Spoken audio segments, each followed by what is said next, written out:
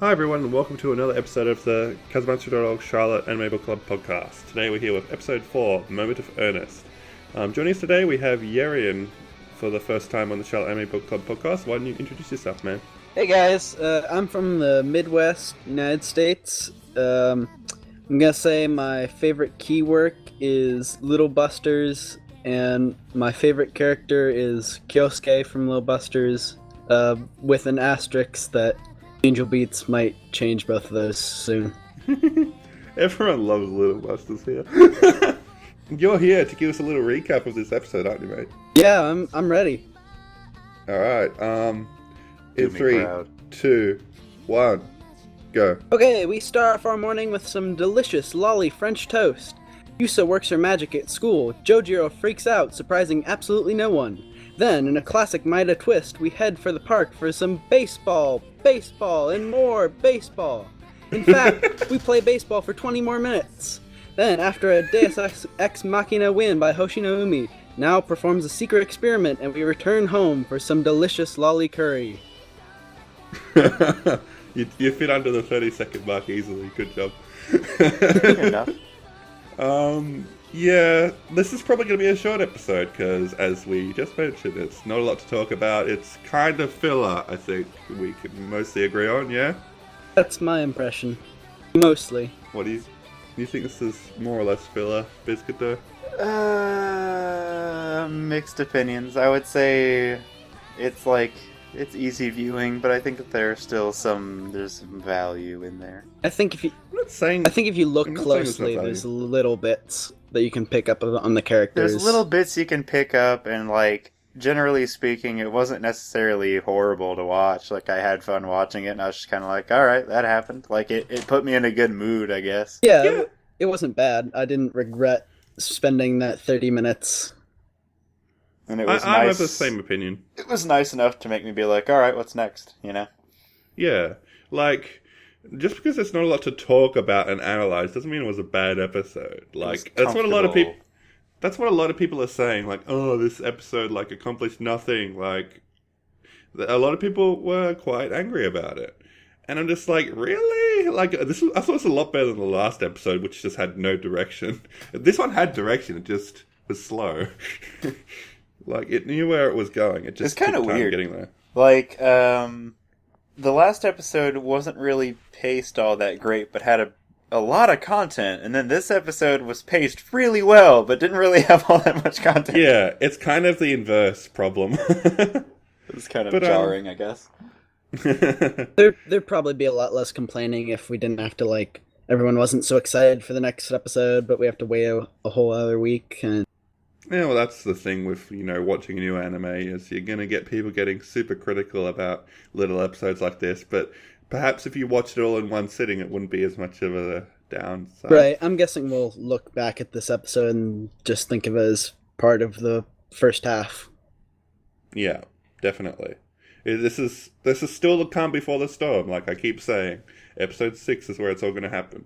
But, we're just waiting for that to happen at the moment. But that said, I still didn't hate this episode. I thought it was pleasant. It was funny. It was good. Quite a few laughs out of it. But can we just take a moment to acknowledge how much the forum exploded over this one episode? How many posts it got? And yeah, 130 posts we got on the forum for this one episode, and we didn't talk about a whole lot. Somehow. It was an argument between, did something happen or did nothing happen?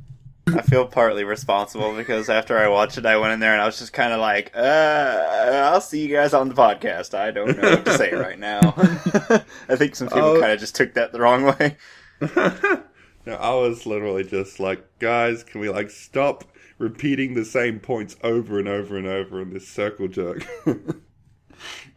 70 posts of the same people saying the same thing is just, oh my god, come on, guys. I mean, looking at it, moving forward, is you have people who are just kind of along for the ride, some people looking at it really critically, and then some people who just are so far down there that this show really needs to do something impeccable the next few episodes to bring them back, probably. But as far as we could tell, everyone is still watching. Everyone's still watching, so... I guess that's good.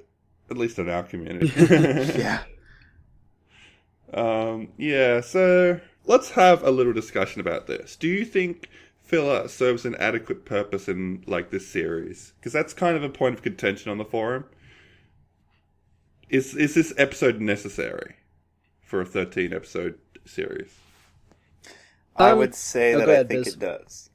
I'd say I think it does because we're still in this comfort zone, whereas most people who are watching that are aware of how Key works and what Maida wants to do know that something is coming, so it becomes a little bit less interesting. So they're just kind of like, it's like Air, right? Where people are just like, well, why would I want to do these routes whenever I want to get to the end, right? Whereas this is like, why do I want to have this filler when I want to get to the good stuff? And it's just like, well, you have to be patient, right? So, like, I feel like people who know that things are coming are probably just impatient and upset that, like, we're wasting time, we've only got this many episodes. And I mean, I think that's justifiable and it's expected. And then on the other side, it's a nice development. So people who are watching this that don't know what's coming will be that much more surprised after episodes that are like, it's very slice of lifey and just kind of like comfortable, right? Yeah. And so that's when things flip over, it's going to be like, oh, holy shit, you know? Yeah, like, it's almost like it's written for people that aren't familiar with Key stuff. Mm-hmm.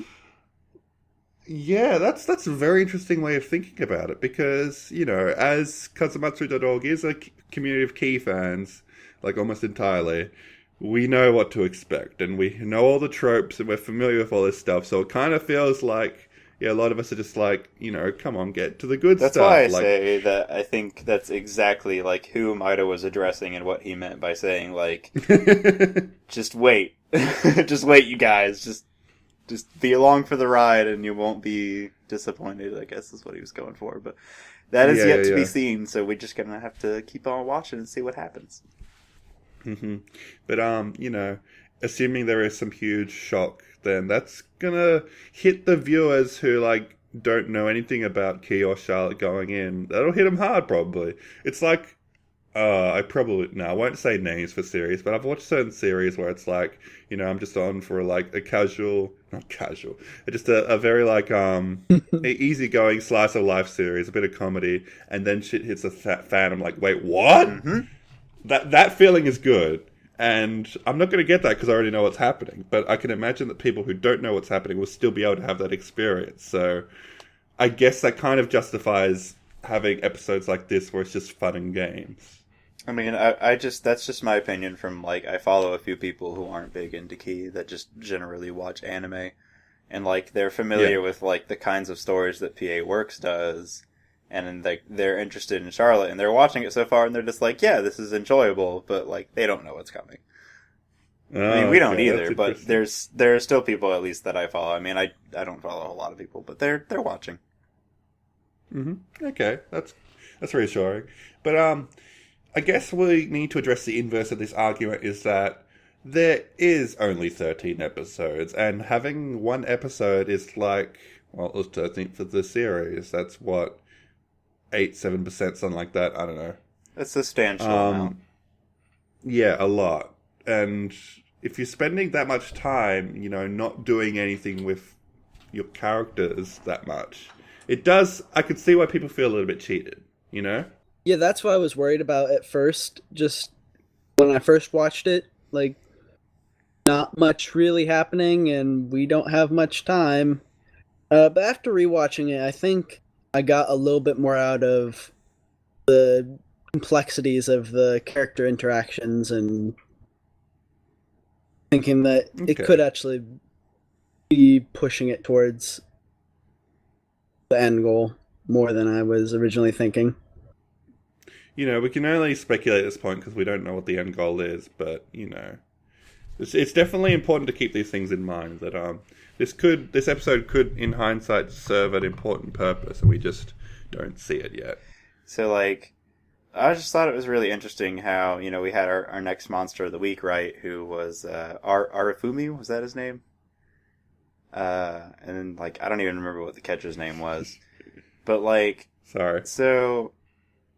The episodes so far have been very varying in how they've been kind of like talking about a lot of facets of adolescence. And let me explain. Mm-hmm. So, like, the first dude we got, I guess the first group we got was like our council, right? And they're kind of like the heroes. And then you had the Kingo guy. Technically, you was the monster of the week. Yeah, I guess that's true. And he's kind of, he's like your egotistical boy, which is pretty common. He's just kind of not really enjoyable at first, Taking advantage of his powers for his own greed. Yeah, he's very greedy and stuff like that. And then you had, Nao and Jojiro, which we don't know too much about them just yet. I guess Nao is kind of like she's kind of reclusive or kind of introverted, seemingly. We know more about Nao than we do about... Yeah, Jojiro is definitely kind of the oddball. I mean, he's also kind of... I guess Jojiro is kind of outgoing. And he's very open to talk about what he's passionate about, like Yusa. Yeah. But then you had... More to the Monsters of the Week, though, is like you had Kingo, who's kind of shady, right? Doing kind of funky stuff to make ends meet, because apparently his family's in trouble or whatever. And then you had Yusa and Misa. It's kind of like Yusa's power and stuff is like a love thing, and then Misa is kind of wild energy, right? People keep talking about like, what the hell is Misa's power? Why is it fire and stuff? And the thing that I thought of was like, a fire is very hard to control, right? It's explosive energy. That's what I thought about with Misa, because she's like the free spirit. Absolutely. Now with Arifumi, he's kind of savvy, right? So like he's still cheating in baseball, but like for the sake of his friend's talent, like the whole point of his power, right, is that his friend was a really freaking good catcher, and he wanted to show like, holy shit, this dude can really catch a ball. So he's trying to make his friend look really good and carry his friend really far, right? Mm-hmm. So, like... friendship. I think that's actually been kind of a really cool usage of, like, their Monsters of the Week, because it's been kind of been going all over the place about what different kind of motivations and things there are in people at this age. Yeah, like, it's different youths trying to find their own, like, way in life, I guess. Yeah. Yeah, that's pretty interesting. I definitely see the adolescence themes. I see your point. Like, I wonder what our next monster of the week is and what he's going to bring to the table, because, yeah, we still haven't hit the real drama surrounding our characters yet, but I'm sure adolescence will be a very central theme to it. So there was one scene that I think Naoki-Satin brought up where Nao is about to go up to bat, and she thrusts her camera at Yuu and tells him that he's going to have to figure out how to deal with the situation without using his power. And she says he needs to face the situation head on. Mm-hmm.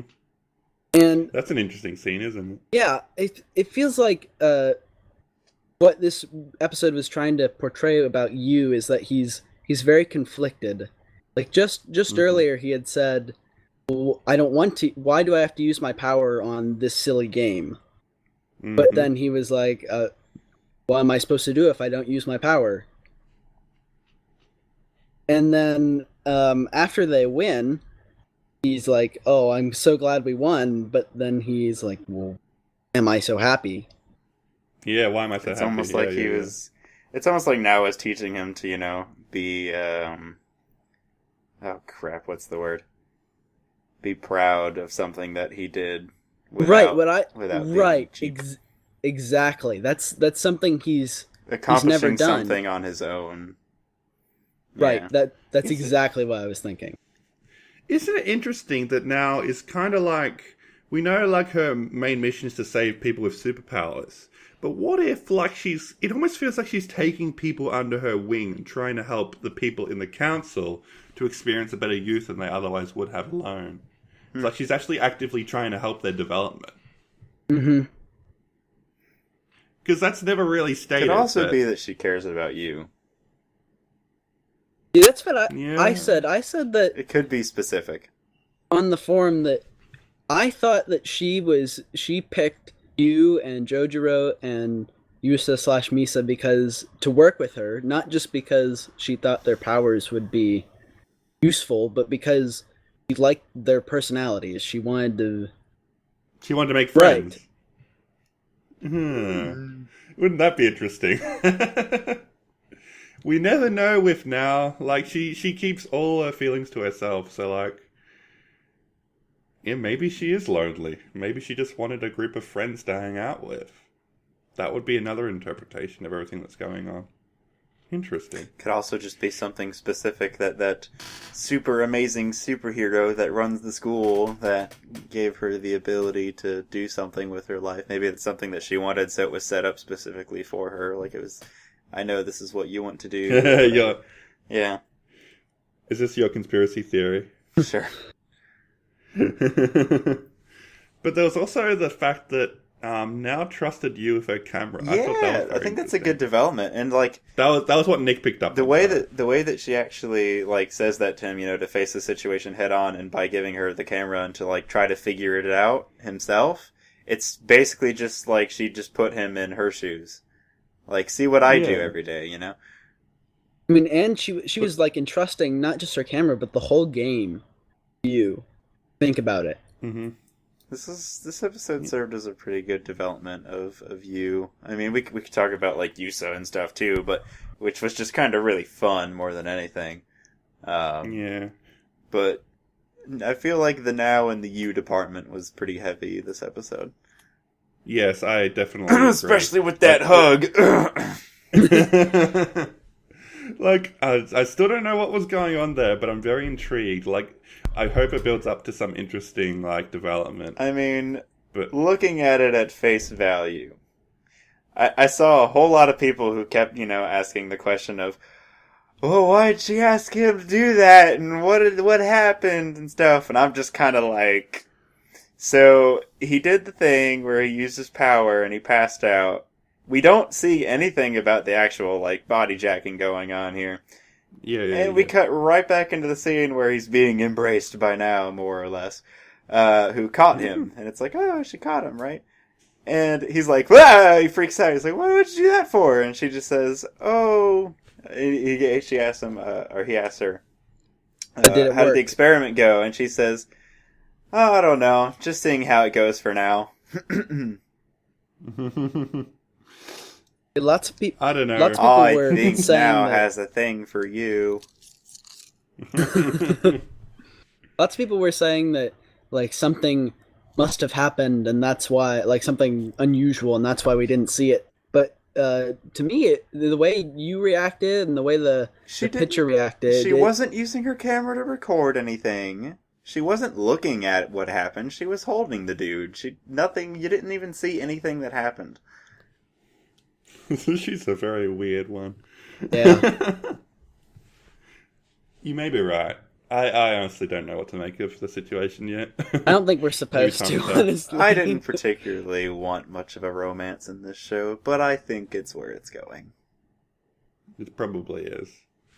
I'm pretty sure she just wanted to hug him. Because she probably doesn't get to hug people very often. Oh. A quick aside, Biz, did you want to talk about that Yusa Misa thing? Yeah, well, we're running out of time. There was a little bit of discussion about how they took Misa into their group, obviously, right? And while she didn't really none of the powers really happened other than Misa kind of taking over to play baseball because Yusa's probably pretty useless at it. Basically, I would say that, Misa's power does kind of have some usefulness because, okay, so in the previous episode, freaking Jojiro totally basically kind of almost killed that guy, and it was pretty intense. So, if they were to say, take Misa, who we know can start fires and make them disappear in an instant, she could just kind of, like, light someone on fire for a second and then not have them be on fire, and that would stop them pretty fast. It's pretty useful. Yeah, I guess so. And I guess the interesting point of, like, the love power that Yusa has. Yeah, her magic spells. Yeah, and how that's helping out the council. Yeah. A lot of people took notice. Yeah, of that. now it just runs her mouth, and then she just like, Yusa, take care of this. I do like the idea of now taking Yusa in just to be something kind of to look at to distract people every now and then. Yeah. Where she's just like, she goes and meets baseball dude, and she's just like, don't pay attention to her for now. We're not using her at the moment. Wow. All right. Let's start wrapping this up. So, any last predictions you'd want to make before we wrap this up? I'm still waiting for the Brotherhood to show up. The Brotherhood. There has to be. I mean, it's in the OP. There's got to be a contrasting team of power holders in this series, and they've got to show up eventually. Maybe episode 6. I don't know, but I think they're coming. And that would make a nice shift where you have like, oh, these super happy, fun friends are having a good time, and then you have like kind of the hardcore power users need to pop up. I think that'd be pretty cool. And then that would be very interesting. The other thing is, man, Ayumi ruined the end of the episode again. She's so gonna disappear. She's so gonna disappear if it's in episode 5 at the end of the episode 5. I don't know, but she's going away. It's gonna happen. Yeah. And for the people saying, well, maybe that kind of ruins the idea of the school being evil, because why would someone come to the school and steal her? She's living right there. They can just show up at any time and take her away. I think it's pretty useful, actually. They got it right where they want it. Always watching. Well, I think it was the last podcast, someone said, like, asked if the people have had these powers before, or if, like, Nao's brother was first one to have. I don't know, that's kind of what they implied, but and then Bowie was talking about the comet. And I'm kind of under the impression that the comet is part of what's giving them their powers. So I'm thinking, since the comets only come around like what, like 100 years or something like that, I think it's possible that they have had these powers before, and whatever happened, and then the government or whatever hid it all away and never found out. That's entirely possible. Yeah. I'd say it's possible. So what you're saying is that 100 years ago, the comet came around and gave a bunch of people genetic powers, and then they've moved it on generation to generation until here. Yeah, and then the comet's going to come soon and activate take it all away. Or take it all away. Yeah. I actually, to touch back on that, because it was me that actually said that before about people having powers previously or whatever, I didn't think very hard about it, but they've talked very clearly about the fact that they know that the powers disappear at some point, which means that they have had people before at a certain age that have come in and then lost their powers later, which requires a pretty good chunk of time, so they've probably been around for a little while, yeah. Right. Well, as long as the comet sticks around. Alright, I think we'll wrap that up, guys. So stick around for next week. We'll have episode 5 to talk about, and I'm very excited to hear Ziendo, personally. That's my one thing. I reckon we're going to get a Ziendo ending for that episode. That's going to be my prediction. Sure. We can only hope. Yeah. So, cool. Thanks for checking out this episode, and we'll see you again next week. Take care, guys. See you later. Hoda, hoda, umo!